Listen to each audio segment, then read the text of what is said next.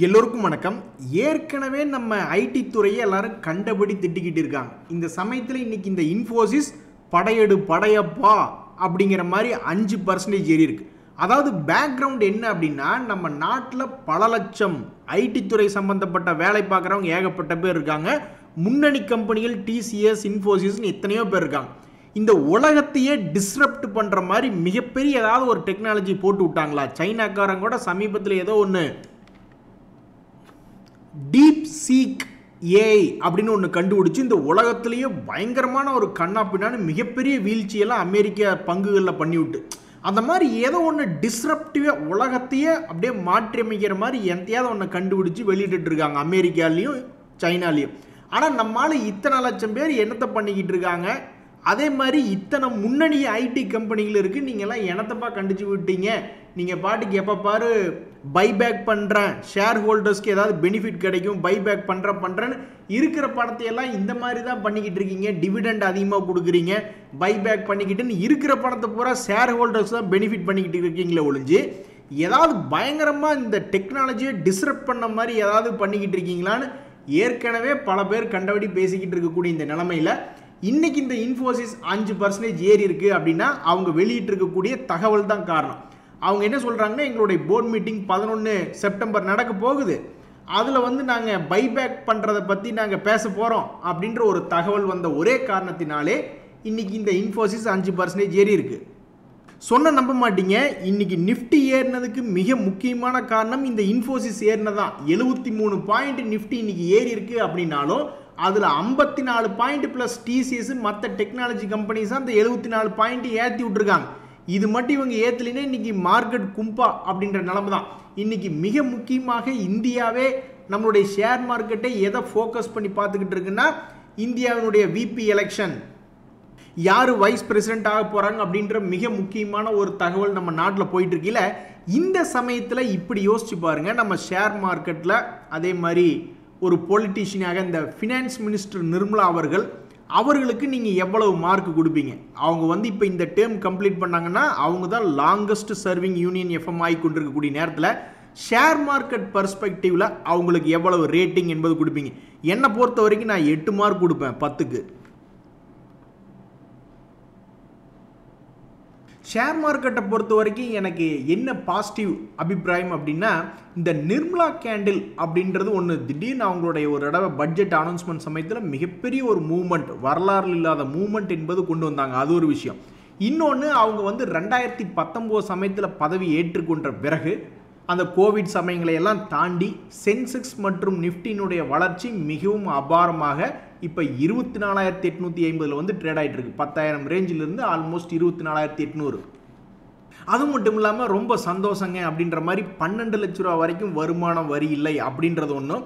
சில பேர்லாம் என்ன சொல்கிறாங்கன்னா, என்னுடைய கருத்து கிடையாது, மற்ற கட்சிகள்னாலையெல்லாம் ஜம்மு அண்ட் காஷ்மீர்லாம் கொண்டு போய் ஜிஎஸ்டி இம்ப்ளிமெண்டேஷனே அவங்களால பண்ண முடியாது, அப்புறம் ஜிஎஸ்டி ரிஃபார்ம் எப்படி பண்ணுவாங்க அப்படின்ற மாதிரி ஜிஎஸ்டியை நாடு முழுவதும் இம்ப்ளிமெண்ட் பண்ணி அதுக்கு ரொம்ப ஹை ரேட்டெல்லாம் போட்டுட்டு அதை இப்போ ஓரளவுக்கு ஸ்டெபிலைஸ் பண்ணி இப்போ வரியை குறைச்சிருக்கிற மாதிரிலாம் பல தகவல் பண்ணியிருக்காங்க.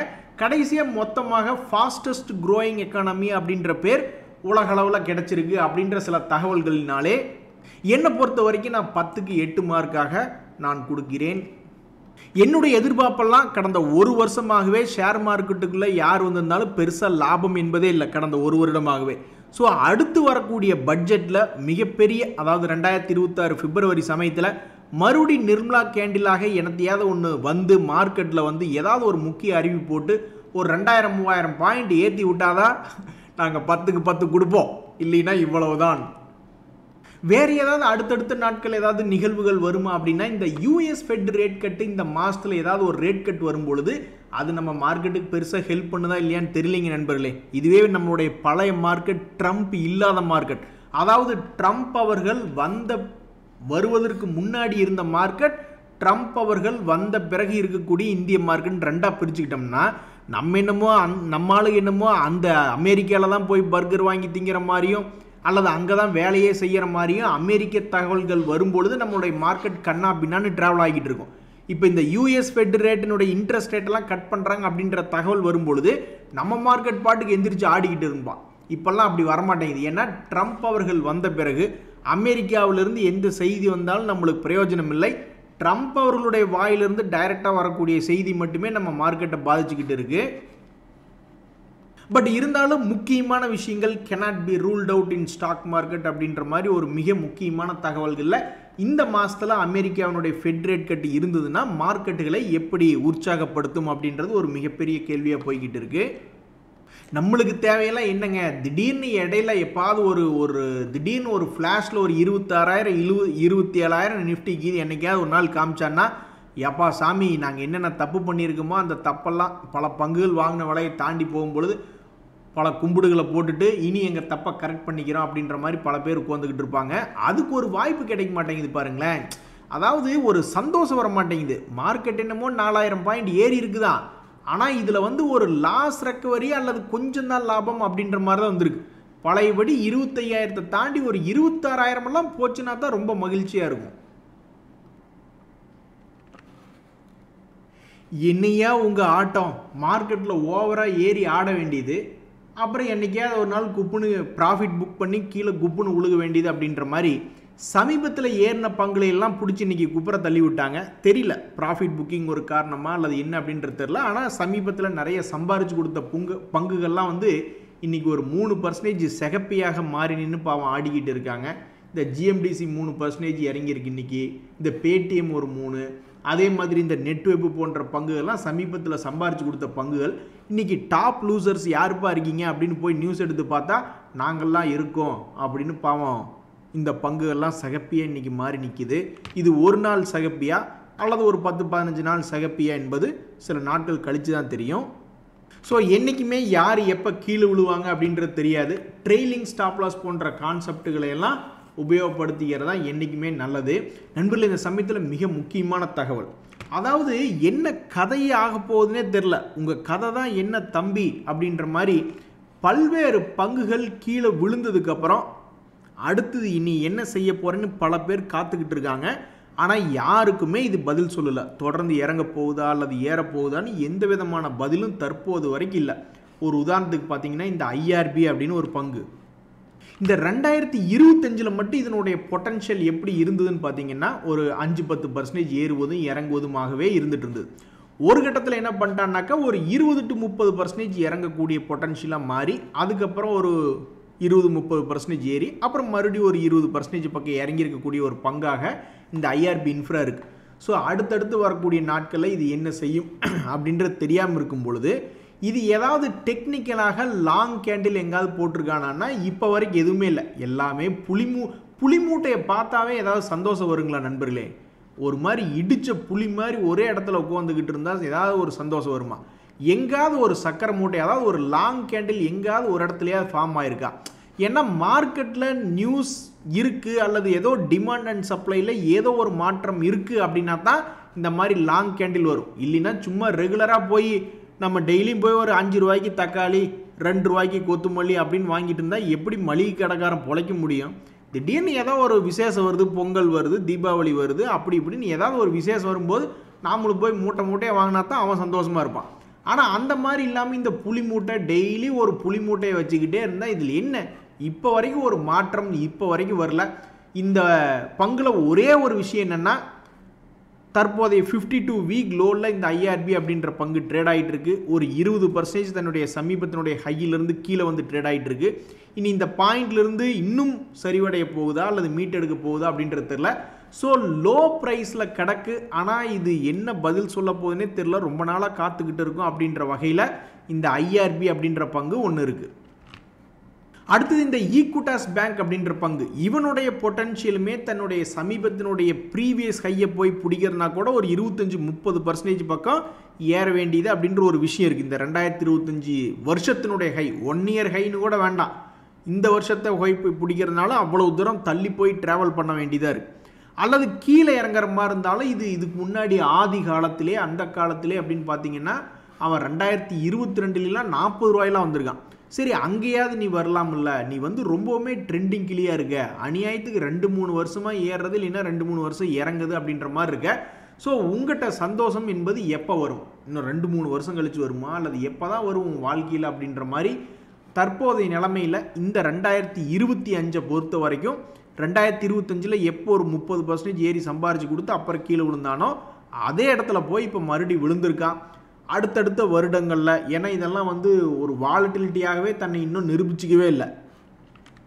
ஸோ அடுத்தடுத்த குவார்ட்டர்களில் அல்லது அடுத்தடுத்த வருடங்களில் இது என்ன பண்ணும் அப்படின்றத பொறுத்திருந்தான் பார்க்கணும். ஸோ ரொம்பவுமே அடிமாட்டு விலையில் விழுந்திருக்கக்கூடிய பங்குகளில் அதுக்கு அடுத்தது என்ன செய்வான்னு தெரியாமல் இருக்கக்கூடிய பங்குகளில் அந்த லிஸ்ட்டில் இந்த ஈக்விட்டாஸ் பேங்க் இருக்குது. இன்னொன்று இந்த ஆயில் இண்டியாவுக்கு ஒரு சிறப்பு இருக்குது. என்ன அப்படின்னு பார்த்தீங்கன்னா, இது அதிகமாக டிவிடெண்ட் கொடுக்கக்கூடிய ஒரு பங்கு. ஆல்மோஸ்ட் 2.96% டிவிடெண்ட் கொடுத்து கொண்டு இருக்கக்கூடிய இந்த ஆயில் இண்டியா, அதுவும் ஆல்மோஸ்ட் 52 வீக் லோவில் விழுந்திருக்கு. எப்போ ஒரு இடம் ஜூன் மாதத்தில் மிகப்பெரிய ஒரு வால்யூம் எல்லாம் இந்த ஸ்டாக்கில் நடந்திருக்கு. ஏவரேஜாக சம்டைம்ஸ் வால்யூம் நடந்திருக்கு. ஒரு முறை மிகப்பெரிய ஒரு வால்யூம் நடந்தப்போ கும்பா பாட்டு பாடி கீழே தான் படுத்து கிடந்தது. மறுபடியும் ஒரு தடவை ஏதோ ரொம்ப கஷ்டப்பட்டு சிரமப்பட்டு வால்யூமே இல்லைனாலும் ஒரு மாதிரி ஏறி ட்ரேடிங் பண்ணி மேலே வந்தான். மறுபடியும் ஒரு பெரிய வால்யூம் போட்டு அவனை மறுபடியும் கீழே இறக்கி விட்டுருக்காங்க. இனி அடுத்தடுத்த நாட்களில் என்னம்னு தெரியல. பட் இப்போதைய நிலைமையில் ஃபேமஸான பங்கு, டிவிடெண்ட் கொடுக்கக்கூடிய பங்கு சமீபத்தில் கீழே இறங்கி கிடக்கு அப்படின்ற ஒரு லிஸ்ட்டுகளில் இந்த ஆயில் இண்டியா அப்படின்ற பங்கு வருது. ஸோ இந்த சென்டர் பாயிண்ட்லேருந்து தன் இன்னும் சரிவடைய போகிறானா அல்லது தான் இழந்ததை மீட்டெடுத்து ஒரு 10-15% மேலே ஏற போகிறானா அப்படின்றது பொறுத்திருந்து தான் பார்க்கணும். நண்பர்களே, ஒரு காலத்தில் பார்த்தீங்கன்னா இந்த டாடா குரூப்பில் இருக்கக்கூடிய இந்த டாடா எல்க்ஸி அப்படின்ற பங்கு பல பேர்த்த ரொம்ப மகிழ்ச்சிகரமாக வச்சுக்கிட்டு இருந்தது. ஒரு கட்டத்துலலாம் அந்த பங்கு இப்போ 2024 கூட பார்த்தீங்கன்னா 9,000 வரைக்கும் போனான். ஆனால் பாருங்கள், 9,000 நான் வந்தேன்ல, அப்போவே நீங்கள் ஓடி போக வேண்டியதானே அப்படின்ற மாதிரி அந்த 9,000 என்பது பல முறை அந்த இடத்துக்கு வந்துட்டு கீழே சரிவடைந்த இடம் அந்த 9,000 அப்படின்றது. ஸோ இப்போ 2024 ஒரு முறை சான்ஸ் கொடுத்து 9,000 வரைக்கும் வந்தது. அந்த சமயத்தில் என்னாச்சு, நிறைய பேர் என்ன ஆக்ஷன் எடுத்திருப்பாங்க அப்படின்றது தெரில. பட் அந்த 9,000 வந்துட்டு மறுபடியும் சரிவடைஞ்சிட்டான். அப்படி சரிவடைந்த பங்கு 2024 சான்ஸ் கொடுத்துருக்க, 2023 சான்ஸ் கொடுத்துருக்க, இந்த 2025 நீ ஒரு சான்ஸ் கொடுத்தீங்கன்னா கையெடுத்து கும்பிட்டு நாங்கள் ஓடிடுவோமே அப்படின்னு பல பேர் காத்துக்கிட்டு இருக்காங்க. ஆனால் அந்த பங்கு தற்போதைய ஹையிலிருந்தே கூட ஒரு 20% இறங்கி கீழே இறங்கி தான் ட்ரேட் ஆகிட்டுருக்கு. ஸோ இந்த பங்கில் ஏதாவது மாற்றம் வருமா? இந்த வருஷமே முடிய போது, இன்னும் 4 மாதம் தான் இருக்குது. ஸோ கடந்த 3 வருடங்களாக காப்பாற்றி விட்டுட்டு அப்போ இந்த 2025 வருடம் என்பது ஒரு கும்பா வருடமாக நீ முத்திரை பதிக்க போகிறாயா அப்படின்ற கேள்வி தான் பலருடைய மத்தியில் இருக்குது. ஸோ இந்த வருடத்தில் பாவம் உண்மையிலேயே டாடா எல்க்ஸி அப்படின்றது 9,000 ரூபாய்க்கு பக்கத்தில் வராது. ரொம்பவுமே துரதிருஷ்டமாக பல பேர் பார்த்துக்கிட்டு இருக்காங்க. கடைசிக்கு பழைய கை நீ வந்தினா கூட உங்களுக்கு கோடி புண்ணியம் அப்படின்ற மாதிரி பல பேர் ரொம்ப சோகமாக பார்த்துக்கிட்டு இருக்காங்க. ஆனால் பழைய கை ஒரு 20% தள்ளி இருக்குது, அங்கேயாவது நீ வருவியா அப்படின்னு பாவம் ரொம்ப சோகமாக இருக்காங்க. ஸோ அடுத்து வரும் நாட்களில் ரொம்பவுமே வயலண்ட்டாக கடந்த 3 வருடமாக காப்பாற்றி விட்ட பங்குகளில் இந்த டாடா குரூப்பை சேர்ந்த டாடா எல்க்ஸி இருக்குது. இந்த வருஷம் இன்னும் 4 மாதம் தான் இருக்குது. என்ன செய்ய போகிறது என்பது தெரிஞ்சுக்க நான்லாம் ரொம்ப ஆவலாக இருக்கேன். அதாவது நண்பர்களே, நான் இந்த ஷேர் மார்க்கெட்டில் வேலை பார்த்துக்கிட்டு இருக்கையில் திடீர்னு யூரோப்பியன் யூனியனில் ஏதாவது ஒரு தகவல் வரும். ஏதாவது 2 நாடுகளுக்கு இடையில் அல்லது ஒரே நாட்டுக்குள்ளே இருக்கக்கூடிய பெரிய கம்பெனிகள் மெர்ஜ் ஆகிறாங்க அல்லது பெரிய கம்பெனிகள் ஏதோ ஒரு வேலை செஞ்சாங்கன்னா அந்த செக்டரை சார்ந்த அல்லது அந்த மார்க்கெட்டையே எல்லாம் தூக்கி நிறுத்தி பார்த்துருக்கோம். அந்த வகையில் இன்றைக்கி இன்ஃபோசிஸ் ஒரு மிகப்பெரிய ஒரு வேலையை பண்ணியிருக்கு. பைபேக் என்கின்ற தகவல், அந்த மீட்டிங் நடக்க போகுது, அதை டெசிஷன் எடுக்கக்கூடிய மீட்டிங் நடக்க போகுதுன்ற தகவல் வரும்பொழுது அதை சார்ந்து இருக்கக்கூடிய இந்த ஹெச்சிஎல் டெக், அவனும் நல்ல டிவிடெண்ட் கொடுக்கக்கூடிய ஒரு கம்பெனி தான் இந்த ஹெச்சிஎல் டெக். ஸோ அந்த இன்ஃபோசிஸ்னுடைய நியூஸ்னால் ஒன்றா டிவிடெண்ட் எப்பவும் கொடுத்துக்கிட்டு தான் இருக்கான். இந்த பங்கு மேலே இருக்கும்போதும் டிவிடெண்ட் கொடுத்துக்கிட்டு தான் இருந்தான், கீழே இருக்கும்போது டிவிடெண்ட், மறுபடியும் மேலே டிவிடெண்ட். ஏன்னா இவனுடைய பிஸ்னஸில் ஸ்டாக் ப்ரைஸ் என்பது வேறு, அவனுடைய பிஸ்னஸ் ஃப்ளக்சுவேஷன்ஸ் என்பது வேறு. பிஸ்னஸ் இன்னும் ஸ்டேபிளாக தான் இருக்குது. என்ன தான் ட்ரம்ப் என்னத்தை தான் பண்ணாலும் ஒரு ப்ராடக்டை ரீப்ளேஸ் பண்ணணும்னா கோடிக்கணக்கில், பல்லாயிரக்கணக்கான கோடிக்கணக்கில் பணம் வேணும். சும்மா ட்ரம்ப் சொல்கிறாரேன்னு சொல்லிட்டு இந்திய ஐடியிலேருந்து வாங்கியிருக்கக்கூடிய ப்ராடக்ட்டுகளையோ சர்வீஸ்களையோ டக்குன்னுலாம் விட முடியாது. நீங்களே யோசிச்சு பாருங்கள். நீங்கள் சாதாரணமாக ஒரு கம்பெனியில் வேலை பார்த்துக்கிட்டு இருக்கீங்க, வேலையை விட்டு போகிற அப்படின்னு சொன்னால் எப்போ ஒரு 10 நாள் ஹேண்ட் ஓவர் பண்ணிட்டு போப்பா அல்லது 3 மாதம் இருந்து ஹேண்ட் ஓவர் பண்ணிட்டு போப்பா அப்படிமா. அதில் ஏகப்பட்ட சிக்கல் இருக்கும். எந்த கோடு எங்கே இருக்கும், எந்த ப்ராடக்ட்டுக்கு எப்படி சப்போர்ட் பண்ணுறதுன்றது என்னத்தை தெரியும். அவர் ட்ரம்ப் எடுத்தையாவது ஒன்று சொல்லுவார். ஸோ பிஸ்னஸ் என்பது ஐடி துறையில் கடைசிக்கு இருக்கிற பிஸ்னஸையாவது வச்சு ஓட்ட முடியும் அப்படின்ற நிலைமையில் இருக்கும் பொழுது அந்த பிஸ்னஸ்லேயே ஏகப்பட்ட ஏஎம்சி மூலியமாக கோடிக்கணக்கில் வருமானம் என்பது வந்து கொண்டு இருக்கும் பல ஐடி கம்பெனிகளுக்கு. அப்படி இருக்கக்கூடிய இந்த நிலைமையில் இந்த HCL டெக் கூட்டத்தோட கூட்டமாக கோவிந்தா பாடி ஒரு மகிழ்ச்சியை ஏற்படுத்துமா? இன்ஃபோசிஸ் எப்படி இன்னைக்கு திடீர்னு ஒரு 4% ஏறினா அது மாதிரி செக்டரையே ரிவைவல் பண்ணி விடுமா இன்ஃபோசிஸ் செய்தி அப்படின்றதான் இப்போ நிறைய பேர் பார்த்துட்டு இருக்காங்க. ஸோ ஒன்றா இது இல்லைன்னா அது அப்படின்ற மாதிரி டிவிடெண்ட் ஆர்மிஸ் நிறைய பேர் இருப்பாங்க.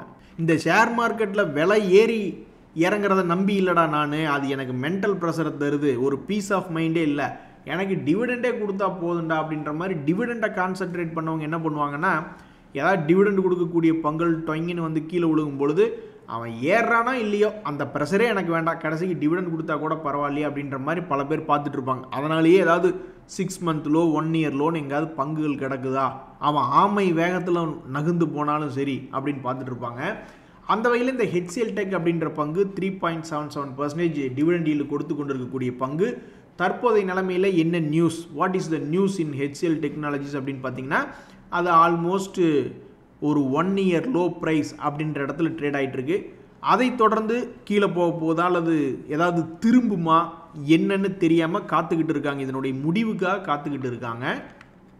அடுத்தது இன்னொரு கொஞ்சம் ஃபேமஸான பங்கு தான் எல்ஜி எக்யூப்மெண்ட்ஸ்னு ஒரு பங்கு. அவங்க என்ன சொல்கிறாங்கன்னா, இந்த மாதிரி நாங்கள் ஐசிசி ப்ரொடென்ஷியல் ஏஎம்சியோடையெல்லாம் நாங்கள் டிஸ்கஸ் பண்ணோம், அதை ரெப்ரசன்ட் பண்ணவங்க வந்து மிஸ்டர் சொக்கலிங்கம் நாராயணன், அவர் தான் ஃபண்டு மேனேஜர். இந்த மாதிரி ஃபண்டு மேனேஜர் எங்கேயாவது வேலை பார்த்துட்டு இருந்தாருன்னா அவரோட நம்ம பழக்கம் ஏற்படுத்திக்கணும். அப்புறம் அப்படியே நைஸாக கேட்கணும், எப்படி நீங்கள் உங்களுடைய ஃபண்ட் மேனேஜ்மெண்ட் சிஸ்டம்லாம் எப்படி ஒர்க் ஆகுது, எப்படி வாங்குறீங்க, எப்படி விற்கிறீங்க, எத்தனை வருஷம் ஹோல்டு பண்ணுவீங்க அப்படின்லாம் கேட்கணும். பட் எனிவே இவங்க என்ன சொல்கிறாங்கன்னா, இந்த மாதிரி ரொம்ப அதாவது ப்ரைஸ் மூவ்மெண்ட் ரிலேட்டடான டேட்டாலாம் நாங்கள் எதுவும் டிஸ்கஸ் பண்ணலாம். பட் எனிவே இந்த இன்வெஸ்டர் மீட்டிங் முடித்தோம் அப்படின்னு உங்களுக்கு தெரியும் இல்லையா, எந்த ஒரு ஷேரையுமே எந்த ஒரு கம்பெனியுமே வந்து ரீட்டைல் பீப்புள் ஹோல்டு பண்ணுறாங்க, எஃப்ஐஸ் ஹோல்டு பண்ணுறாங்க, இந்த மாதிரி மியூச்சுவல் ஃபண்ட்ஸ் வந்து டிஐஸ் அப்படின்ற கேட்டகரியில் ஹோல்டு பண்ணுறாங்க. ஸோ அவங்க ஒருத்தர் வாங்குறாங்க விற்கிறாங்க அப்படின்றதுக்கு அவங்களுக்கு சில இன்புட்ஸ் கிடைக்கணும்ல. அது வந்து மார்க்கெட்டில் அவங்களுடைய அனலைசிஸ் மட்டும் கிடையாது, அவங்க போய் இந்த மாதிரி கம்பெனி பீப்புளையும் நேராக மீட் பண்ணும் பொழுது அங்கே வந்து ஏதாவது ஒரு முன்ன பொண்ணாக நடக்கலாம். ஸோ எது எப்படியோ மிக முக்கியமான நிகழ்வாக இந்த எல்ஜி எக்யூப்மெண்ட்ஸ் அப்படின்ற பங்கு சமீபத்தில் ஒரு 6 month லோனில் கிடந்த பங்கு. இவனெல்லாம் வர்றான் அடுத்த ஒரு 2-3 மாதத்துக்குள்ளே ஏர்னிங் சீசனுக்குள்ளே வர்றான். போன ஏர்னிங் சீசனில் 400 ரூபாயிலிருந்து 600 ரூபா 50% சம்பாரிச்சு தான் கொடுத்துருக்கான் கடந்த ஏர்னிங் சீசனில். அப்புறம் இந்த ஏர்னிங் சீசனில் கொடுத்தவனே பறித்து கொண்டாண்டி போங்கடி அப்படின்ற மாதிரி அந்த கொடுத்த 50% பக்கம் 600லேருந்து 400 பக்கம் இறக்கி விட்டாங்க. ஸோ அடுத்து வரக்கூடிய ஏர்னிங் சீசனில் இந்த பங்கினுடைய விலைகள்லாம் என்ன பண்ண போகுது, தன்னுடைய பழைய கையை மீட்டெடுக்க போகுதா அல்லது மறுபடியும் புதிய லோ போகுதா அப்படின்றது பொறுத்து வந்து பார்க்கணும். எது எப்படியோ இந்த எல்ஜி எக்யூப்மெண்ட்ஸ் அப்படின்ற பங்கில் ஒரு முக்கிய தகவல் இதுதான்.